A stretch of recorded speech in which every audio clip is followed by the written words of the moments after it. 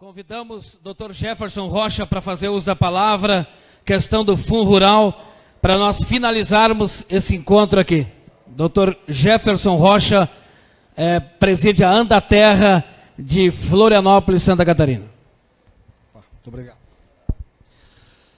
Bom, muito boa tarde a todos. Eu sou diretor jurídico da Andaterra, o presidente é o seu Sérgio Pitt, produtor rural lá em Luiz Eduardo Magalhães. Sou diretor jurídico da Andaterra, presidente da Comissão de Direito Agrário da OAB de Santa Catarina. E o assunto que nos traz hoje aqui é o Fundo Rural, né? Talvez, dentre os temas que atualmente tem rondado aí, sondado a mídia e a cabeça do produtor, tem sido esse tributo aqui, o Fundo Rural. Basicamente, eu vou fazer uma explanação um pouco técnica, mas ela é necessária, para que aquele entendimento que eu falei inicialmente seja compreendido.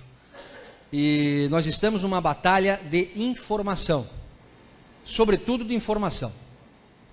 A luta em relação ao Fundo Rural é uma luta eminentemente do produtor rural, de associações independentes, da Voz do Campo, do Fundo Rural Não, da Andaterra.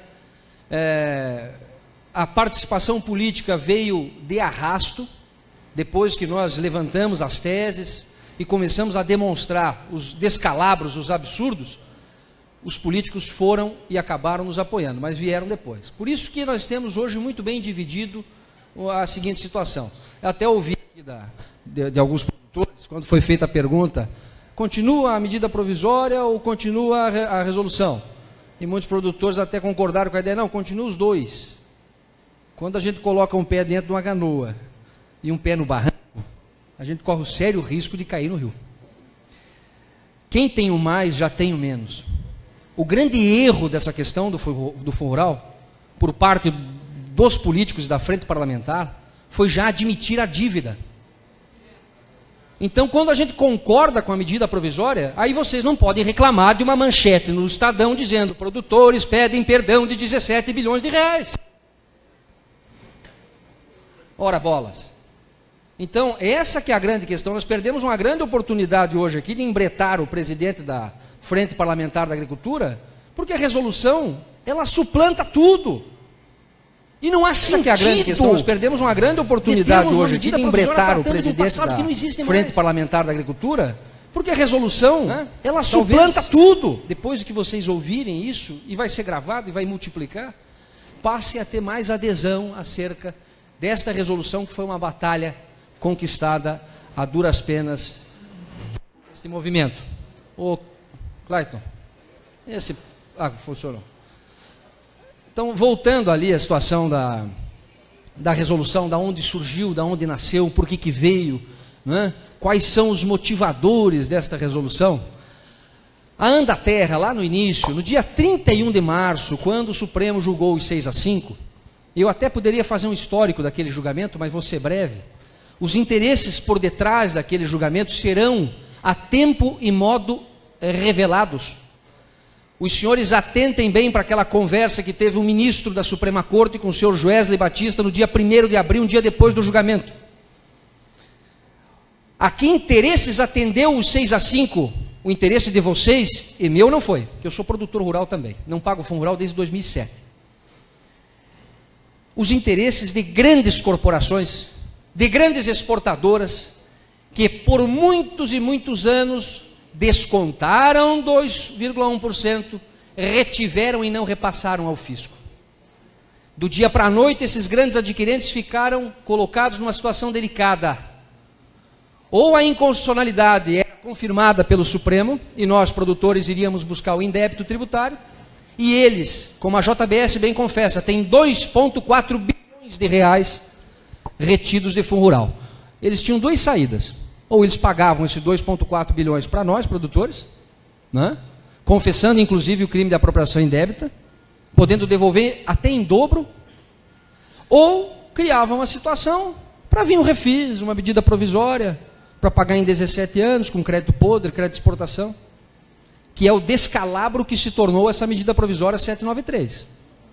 Hoje a continuidade dela atende um único e espúrio interesse, que são das adquirentes que se locupletaram com o dinheiro do Fundo Rural. Elas, ao admitir, ao fazer adesão, vão ter o problema delas sanados. Vejam bem, a situação é muito delicada. O Fundo Rural já não é mais um caso meramente tributário, é um caso de polícia. E o Valdir Frias, que não está aqui, mas fez uma denúncia muito séria, que foi no Ministério Público até, do estado dele, do Paraná, acerca disso, mas é para um outro assunto. Vamos falar da resolução, vamos falar de coisa boa. Essa resolução do Senado, ela atende a um princípio básico, basilar, do controle de constitucionalidade. Quando algo é inconstitucional, quando algo é declarado pelo Supremo que não vale mais, tem duas formas de se retirar essa norma do ordenamento. Ou por uma ação direta de inconstitucionalidade, no controle concentrado, ou por resolução no Senado, obedecendo o controle difuso. Não foi o Jefferson aqui que está falando que o Fundo Rural é inconstitucional. O Supremo, em 2010, desobrigou um frigorífico, Mata Boi, que por sinal foi comprado pela JBS, aliás, pela Friboi. O frigorífico Mata Boi foi desonerado do recolhimento. Ele ganhou ação, transitou em julgado, etc. Então, o STF em 2010 diz o seguinte: Supremo desobriga empregador rural de recolher fundo rural sobre receita bruta da comercialização.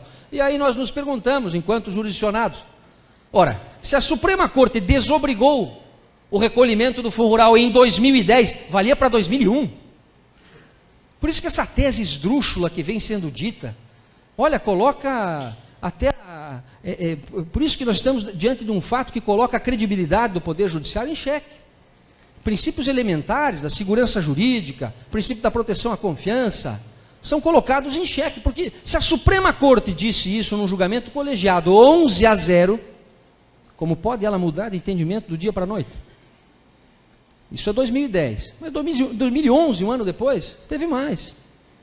Um julgamento agora em repercussão geral sobre a matéria, definiu a mesmíssima coisa. E a tese elementar, fundamental, que foi dita nesses dois julgamentos era a seguinte: esta base de cálculo, receita bruta da comercialização da produção, é uma base de cálculo própria do segurado especial, prevista no artigo 195, parágrafo 8º. Então, só lei complementar poderia instituir um tributo dessa natureza. Alguma coisa mudou de lá para cá? De 2010 para 2011? Para 2017? Nada. A legislação é a mesma. Ah, mas o Supremo não avaliou a lei de 2001? Avaliou a lei de 2001. Esse é o voto do ministro Marco Aurélio em embargos de declaração opostos pela Fazenda Nacional, cuja tese levantada era a seguinte: a lei de 2001 regulamentou o tributo e está valendo. Não. Julgado em embargos declaratórios acompanhados por todos os senhores 11 ministros da Suprema Corte. Veio à baila não uma lei complementar que atendesse o artigo 195, parágrafo 4º da Carta da República, mas uma lei ordinária, a 10.256. A inconstitucionalidade persiste. Para que maior segurança jurídica do que dois julgamentos colegiados 11-0, dizendo que o tributo era inconstitucional? Tamanha era a segurança jurídica que tribunais de todo o país julgaram arguições de inconstitucionalidade, passaram processos com trânsito em julgado. Eu mesmo, em Santa Catarina, tenho mais de 300 clientes que já receberam o valor do fundo rural, numa ação transitada em julgado em 2013. Agora, como é que você explica que as coisas simplesmente valeram enquanto beneficiaram uma meia dúzia? A partir do momento que beneficiou todo mundo, não vale mais. Que justiça é essa? Né? Que poder judiciário é esse? Que Suprema Corte é essa? Enfim, ocorre que o Supremo Tribunal acabou oficiando, mandou 2 ofícios para o Senado da República. Um de 2013, outro de 2014. Joaquim Barbosa, Ricardo Lewandowski. Ficou muito pequenininho de ver, mas eu estou disponibilizando essa palestra no site da Andaterra, andaterra.org.br, vocês vão poder examinar e vão verificar que a legislação tratada nestes 2 ofícios é a legislação atual, é a legislação que hoje vigora. Ofícios esses falando o quê? Senado da República, cumpra o seu papel constitucional e retire o fundo rural do ordenamento jurídico. Só que, é claro, esses ofícios foram engavetados. Não seguiram o seu curso normal, a CCJ não tomou nenhuma providência no sentido de fazer com que esses ofícios andassem. A situação só restou, de alguma forma, chamado a atenção do Senado depois do julgamento agora de março, de 6-5. Julgamento este que sequer foi publicado o acórdão, que no mundo jurídico ainda não existe, ninguém tem o teor da decisão, mas que já no outro dia, no dia seguinte, uma onda de pessoas já dizendo que nós éramos devedores, que estávamos devendo o passado, enfim, caloteiros, daí por diante.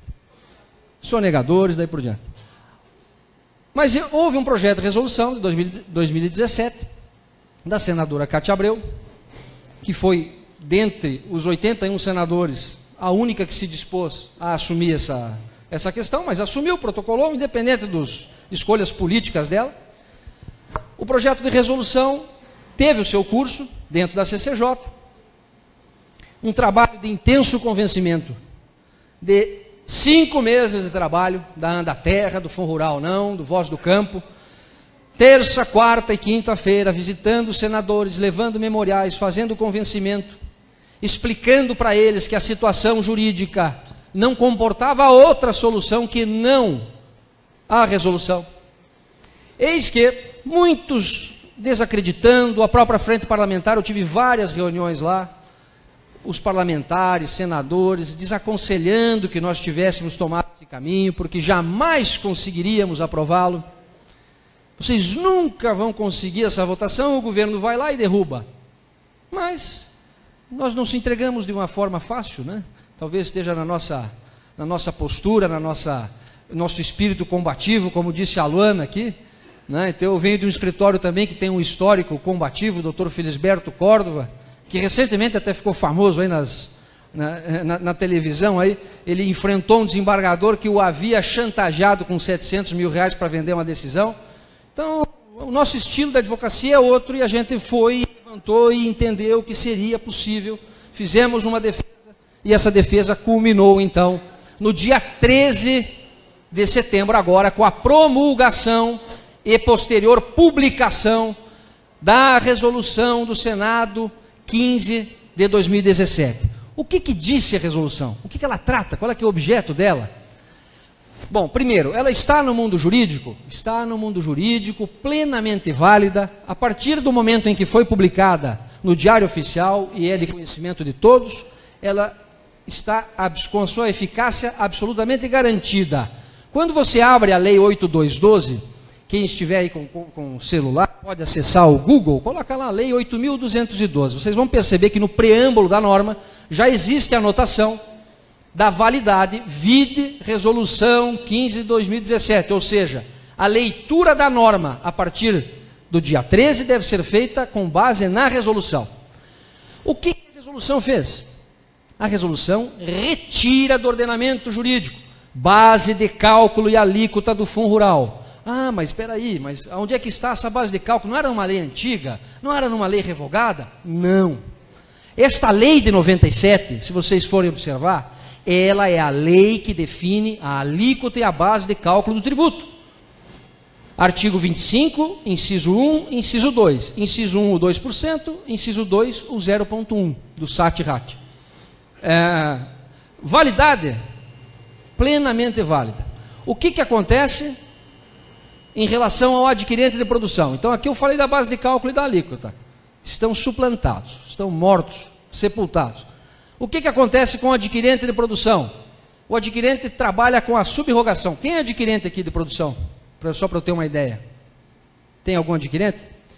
Quando vai fazer a comercialização, é obrigado a descontar o 2,1. Com base em que lei? 2,3. Fundo Rural 2,1, Senar 02. Agora, o inciso 4º do artigo 30 trata justamente da subrogação. A resolução fala do inciso 4º? Fala do inciso 4º. Derruba o inciso 4º? Derruba o inciso 4º do artigo 30. Opa, mas então como é que eu vendi uma soja na quinta-feira e me foi descontado o Fundo Rural? Existe um outro artiguinho artigo 3º da Lei de Introdução ao Código Civil. Ninguém é dado descumprir uma norma alegando o seu desconhecimento. A norma está em vigor, está valendo, foi publicada no Diário Oficial da União, cumpriu todos os trâmites para sua publicidade. Portanto, o adquirente de produção não pode alegar o desconhecimento ou um suposto recurso ou confusão ou que o valha para negar-se ao cumprimento da norma.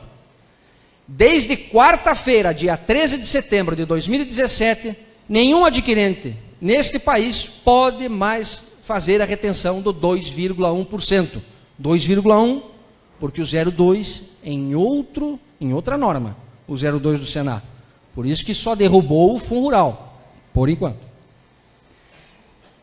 Então, vejam bem, é uma questão de leitura, é uma questão, mas olha, é só nesse país mesmo que a gente tem que provar o que existe. E tem que lutar contra aqueles que não querem enxergar a realidade. Não, mas está valendo o Fundo Rural. Mas para que está valendo o Fundo Rural? Para quem? Para mim? Para vocês? Ou para aquele que está embolsando o 2,1% e não está recolhendo para o INSS? Aquele que faz caixa com 2,1%? Aquele que faz capital de giro com 2,1%? As grandes traders? Cutrale, Citrosuco, JBS? A que interesse? A quem que defende com unhas e dentes o Fundo Rural? Vocês estão percebendo isso? Como está fácil de separar o joio do trigo? Como está fácil de ver quem está defendendo o produtor e quem está defendendo a empresa? Que muitas vezes existem, a gente tem a nossa bancada parlamentar da agropecuária, 212 parlamentares? 226? Será que eu consigo nessa palma da minha mão aqui contar os que defendem o produtor? Ou devia já mudar o nome para Frente Parlamentar da Agroindústria? Fácil. Faça um exercício de cidadania, como eu fiz. Leiam as 790 e tantas emendas que existem à medida provisória. Leiam. Pegue o seu deputado, vai lá e leia. Faça um exercício de cidadania. Veja quem o financiou na eleição passada. Pelo amor de Deus, gente. Tem emenda nessa medida provisória para reduzir a alíquota de agroindústria. Tudo bem, um pleito legal. Acho que qualquer redução da carga tributária é bem-vinda.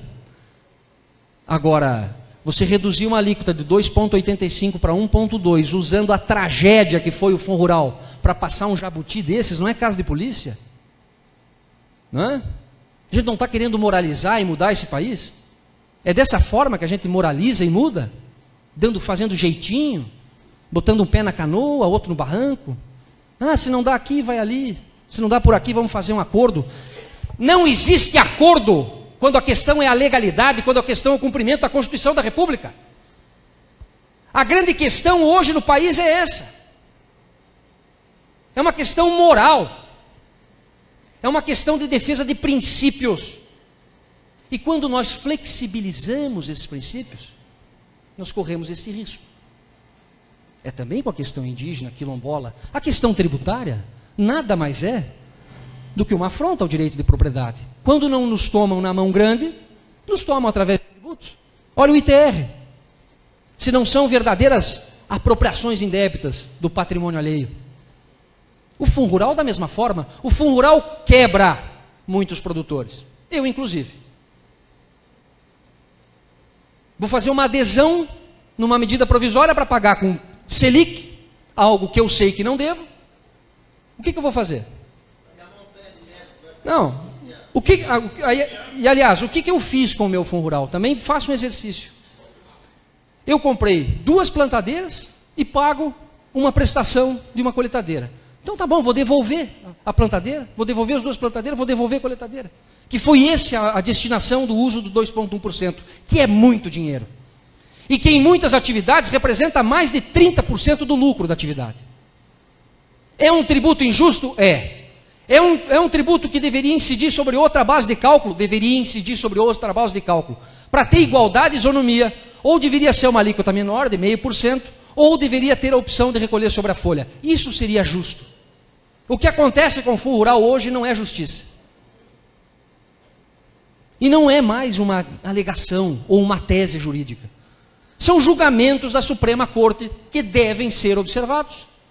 E que não foram agora nesse julgamento precário de 6-5, que sequer foi publicado, que ainda cabe recurso com efeito infringente, que ainda cabe teses de modulação. Aonde medida provisória ou confissão de dívida deveria ser a última das últimas opções, depois de esgotados todos os caminhos de reversibilidade.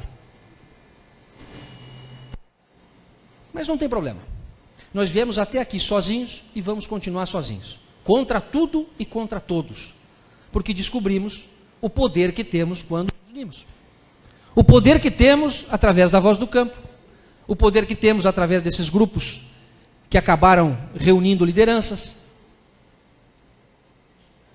A grande questão hoje é uma batalha de informação e de esclarecimento. Primeiro, para que o produtor não faça adesão à medida provisória, porque ao fazê-lo, estarão renunciando o direito, estarão confessando uma dívida que de fato não existe. Não é tese jurídica, é lei. Produtor rural, empregador, pessoa física, se você for ver o artigo hoje, 25, como eu disse, não existe mais base legal, nem fundamento para cobrança. A redação dada pela lei de 2001 é uma redação que altera só o caput, só a cabeça do artigo, sem criar os elementos necessários para a instituição do tributo. Da mesma forma, como eu disse, a subrogação. Não há elemento jurídico na norma válido para obrigar a adquirente de produção a realizar o desconto do 2,1%. Mas dentro desse panorama, aqui ficou pequeno, mas depois vocês vão poder observar, uma outra alegação que eu ouvi falar, que muitos estão defendendo, que a resolução só resolveria daquele marco para diante, para frente, só para o futuro. Não. A resolução do Senado tem efeito, que em direito nós chamamos efeito ex tunc, efeito retroativo. Quem disse isso? A Procuradoria-Geral da Fazenda Nacional, em parecer, decreto de 1997 no mesmo sentido, parecer da Receita Federal no mesmo sentido, em casos idênticos aos nossos, só que com um detalhe. Resolução 26 do Senado de 2005 beneficiou quem? Agentes políticos. Eles tinham uma contribuição social que incidia sobre os seus salários, conseguiram no Senado da República a resolução, e imediatamente a PGFN já baixou um entendimento dizendo o seguinte, que a norma tem efeito retroativo, que é chamado efeito ex tunc, e que isso é indiscutível, parecer da PGFN. Então o que vale para a resolução 26, que beneficiou os agentes políticos, também vale para a resolução 15 de 2017, que beneficia os produtores rurais. Quanto a isso, não há a menor dúvida dos efeitos da resolução, inclusive para efeitos retroativos, né? Inclusive buscando o passado.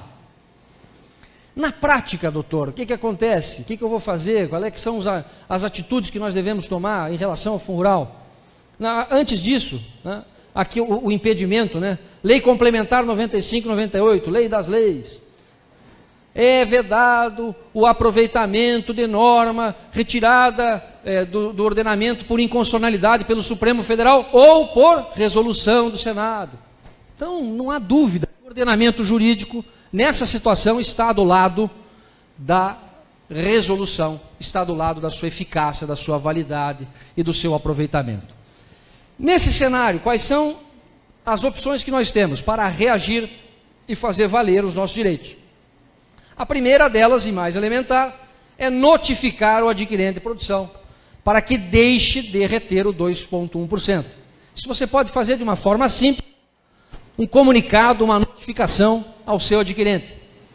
Ele já deveria tê-lo feito só em função do cumprimento da norma, mas a notificação coloca de uma forma bem clara, explícita, que a partir daquele momento, caso venham ser feitos os descontos, isso vai caracterizar uma apropriação indevida. Eu oriento que faça então a notificação. Depois da notificação, existem outros procedimentos. Pode, como as cooperativas lá do Paraná, que estão aceitando, né, ou os frigoríficos do Pará, que também estão aceitando. Em Santa Catarina, algumas cooperativas já estão aceitando. Vai levar um tempo para a efetivação? É natural até que leve, né? É como eu disse, esse país nós temos que explicar o óbvio, né? Muitas vezes você com a lei ganha, etc., não é aplicada. Então, pode ser que leve um tempo, 2, 3 semanas, 1 mês, 40 dias, para que passem todas a respeitar e a observar o que foi decidido pelo Senado. Mas tem uma implicação prática, e essa implicação prática é que o Fundo Rural, de fato, não tem mais como ser cobrado do produtor rural, empregador, pessoa física. As conclusões que nós chegamos, que a resolução de 2017 acaba com o Fundo Rural, então estão eliminados do ordenamento a alíquota, base de cálculo e subrogação, na Lei 95/28/97, que é a lei que vigora hoje. No que diz respeito ao passado, como a resolução tem uma eficácia retroativa, ela vai implicar naquele julgamento precário de 6-5, cuja tese jurídica foi a seguinte: ora, nós estamos aproveitando 2 incisos de uma norma que, apesar de ser inconstitucional, não foi declarada inconstitucional para todos. Ou seja, não foi retirada por ADIM e nem foi retirada por resolução do Senado. Opa, mas no curso do processo chega o fato novo, a resolução, que retira do ordenamento a norma. O Supremo não pode legislar para tributar. Ele fica sem a norma jurídica para aproveitar, inclusive, aquela tese.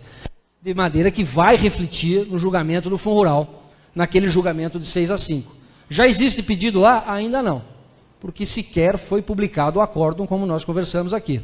O que a Andaterra fez foi ingressar com uma reclamação, apontando essas peculiaridades, esse fato novo, que talvez venha, inclusive, antes do próprio julgamento dos 6-5. No que diz respeito ao futuro, nós estamos diante de um lapso de legislação, de um vácuo legislativo. De quarta-feira passada até que entre em vigor uma outra norma, como não existe norma legal para cobrança, não poderia estar sendo descontado Fundo Rural. Os 5 milhões de produtores rurais, empregadores, pessoas físicas no país, teriam o direito dessa desoneração tributária. O produtor, então, como eu disse, deve primeiro notificar as adquirentes. Caso elas insistam na cobrança, caso elas insistam no desconto, procure o seu advogado, procure um profissional do direito da advocacia e ingresse em juízo. Agora, não mais uma questão tributária, não na Justiça Federal, é na Justiça Comum mesmo, né, pleiteando aí, inclusive, a restituição em dobro depois da notificação. Então, o STF deverá restabelecer as jurisprudências anteriores, sobretudo o RE 363/852, que é o caso do frigorífico Mata-Boi, dada a inconstitucionalidade, visto que não pode aproveitar os incisos 1 e 2 da Lei 95/28/97, porque eles não existem mais no ordenamento, foram riscados do ordenamento jurídico. E mais, no que diz respeito ao adquirente de produção, até se tivesse um adquirente nós iríamos conversar aqui um pouco melhor, mas no adquirente de produção não tem nem essa discussão de lei de 2001, porque a redação do inciso 4º é da lei de 97 e nem, o caput também não foi alterado por lei de 2001 nenhuma. Então é bem claro que, sem discussão nenhuma jurídica, o inciso 4º desaparece do ordenamento. Nossa orientação no que diz respeito à medida provisória, não aderir, né? Porque a adesão implica em reconhecimento de dívida e implica em confissão de algo que de fato não existe. Ah, mas os parlamentares disseram que vão colocar uma cláusula que não vai precisar renunciar às ações e que você não vai confessar a dívida. Eles podem até colocar na medida provisória, só que vai para o presidente, ele veta e aí você fica numa enrascada, porque você fez a adesão, né, com base naquele texto, que é o texto que vigora hoje, e essas eventuais alterações, se forem vetadas pelo presidente, não valem de nada. Então, que fique claro, a orientação da Andaterra, que trabalha pela reversibilidade, é que não façam adesão a MP alguma, né? Então, basicamente, eu tentei aqui falar de uma forma mais sucinta possível, mas eu tinha que falar dessa forma técnica, para que alguns que vêm na mídia, em veículos de comunicação, ou mesmo parlamentares, como eu assisti, teve um parlamentar na semana passada que teve lá em Londrina, orientando os produtores a fazer a adesão, a fazer o pagamento, dizendo que a resolução não vale nada. É lamentável que um parlamentar que legisla, que conhece, ele conhece das leis, não é? Deveria sim dar ênfase ao que foi conquistado e ao que está vigorando, não é? Se vai haver algum tipo de recurso, é uma situação que hoje não existe. Se houver, vai ter que ser julgado pelo Supremo, o Supremo vai ter que encarar a realidade. A realidade é nua e crua. A Suprema Corte não pode legislar na ausência da norma. Não tem norma para aproveitar. Nós deletamos a norma que ela disse ter aproveitado. Então é uma situação muito difícil que o recurso da PGFN pegue. No entanto, como nós temos acompanhado, a Suprema Corte brasileira anda em muitas situações agindo e agindo mal.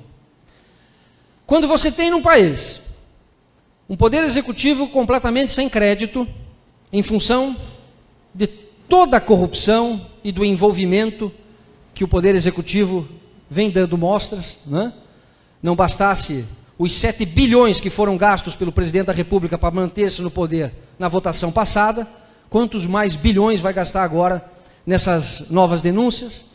Nós temos um poder legislativo, infelizmente, envolto em uma situação quase que irreversível, em função de corrupção, denúncias que envolvem a maioria dos parlamentares, como diz aqui, a gente não pode generalizar, existem bons parlamentares, existem os maus, mas é mais do que a metade, o que já coloca absolutamente em xeque a credibilidade do poder legislativo. Então nós temos um poder executivo abalado, um poder legislativo corrupto e desmoralizado. Se nós perdermos o poder judiciário, como estamos perdendo, a nossa democracia acaba. E a única solução numa situação como essa é o poder moderador. E vocês sabem que o poder moderador que existe no país e está previsto na Constituição da República é a intervenção militar constitucional. Não há outra saída, não há outra saída jurídica, legal, válida, que não a intervenção militar com respaldo na Constituição. Porque o Exército aí, nesse caso, exerce o poder moderador. Esse é o risco que essa questão tributária coloca e revela. É o risco que a questão fundiária coloca e revela. Se a Suprema Corte brasileira ousar desafiar a Resolução 15 de 2017, não haverá outra saída senão uma ruptura institucional para a garantia da ordem pública e da segurança alimentar, porque eu garanto a vocês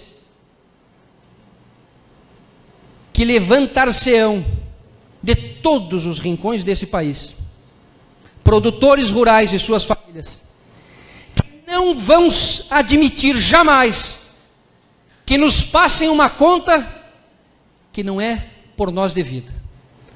Um tributo que a própria Suprema Corte já julgou inconstitucional e que hoje, colocada a sua cobrança retroativa, pode inviabilizar a produção de vários segmentos da atividade agrícola nacional. É algo grave, é algo muito sério, e com questões sérias não se brinca. Que a Suprema Corte seja chamada à responsabilidade e que não ouse desafiar o que nós conquistamos no Senado da República a duras penas e a duras custas. Esse é o recado. O poder emana do povo e só ao povo pertence. O país, vocês sabem, está sendo comandado por uma cleptocracia, um governo de ladrões. Todos sabem disso. Não estou dizendo meias verdades, estou falando a verdade que tem que ser dita. Eles precisam arrecadar, não para a Previdência.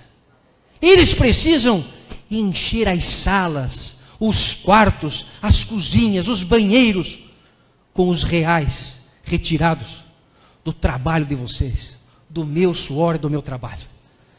Agora, vamos admitir que isso aconteça com o caso do Fundo Rural? Eu já fiz a minha escolha. Eu não vou admitir. e vou lutar até as últimas consequências para que esse direito seja resguardado e para que a resolução tenha a sua eficácia plena e garantida para esses 5 milhões de produtores rurais que a conquistaram e vão fazer exercer e valer esse direito. Eu posso até ter, né, com essa palavra, passado a impressão para vocês que o judiciário pode titubear. Eu não acredito. Eu acredito que ainda existe consciência dentro daquela Corte Suprema e que essa consciência, daqueles votos que existem, nós precisamos de um único apenas. Lembre-se que foi 6-5.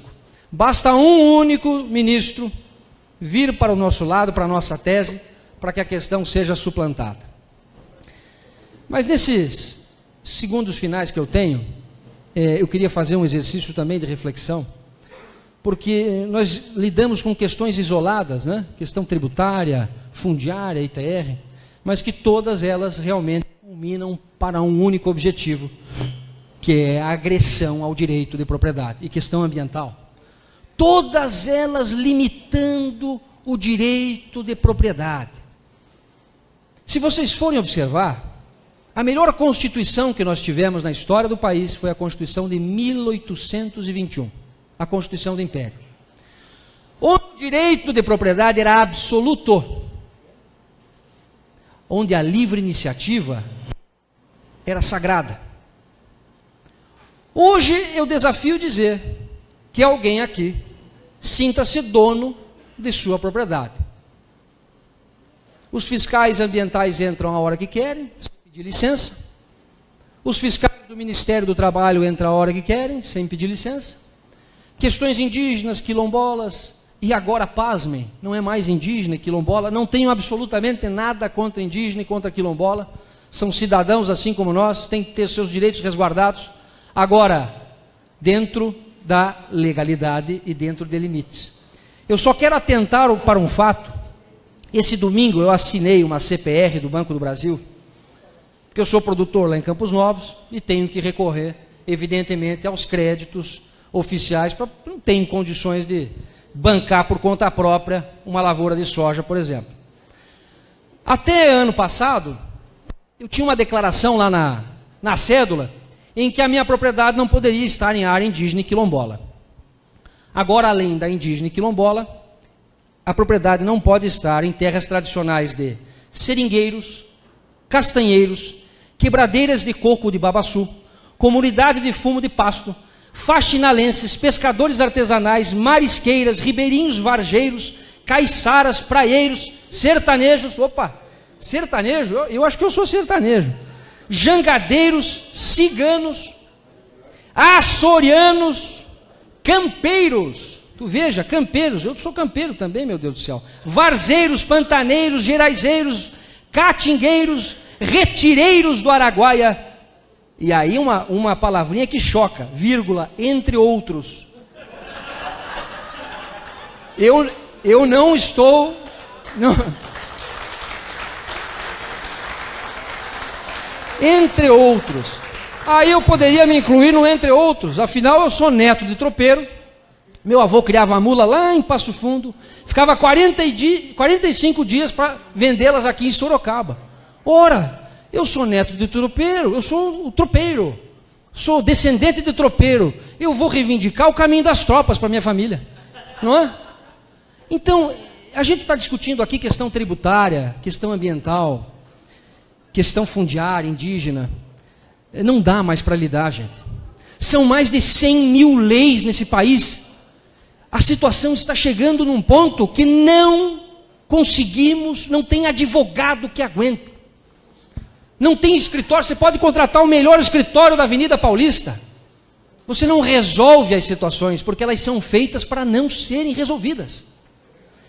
Não bastasse a legislação, nós temos o domínio ideológico dentro dos poderes.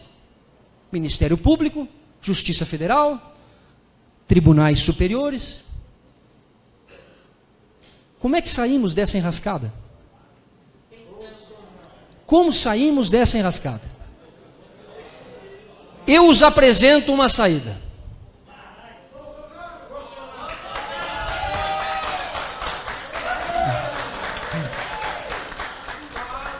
essa talvez seja uma das alternativas. Mas uma outra alternativa, e com o caso do Fundo Rural nós acabamos provando isso na prática, é a união, é a comunicação, é assumir os espaços. O que eu fiz lá em Santa Catarina há 6 anos, quando criei a Comissão de Direito Agrário e Questões do Agronegócio da OAB. A OAB só dava vez a um tipo de viés ideológico. Então, dentro da OAB, eu consegui criar um espaço.